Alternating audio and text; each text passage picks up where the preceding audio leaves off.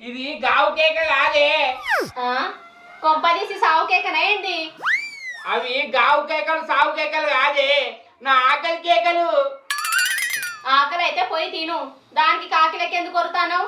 ఇది కాకి లెక్క ఒరుడు కాదే, పింగి చెవుల్దానా. అన్నం కూర అండినవా అని అడుగుతానా. ఇంకా అండలేదు.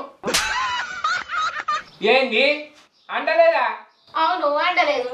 మరి నువ్వేం తిన్నావే? ఇగో సుమతక్క దోశలు వేసిస్తే తిన్నా. అబ్బా వదినే, దోశలు వేసినావా?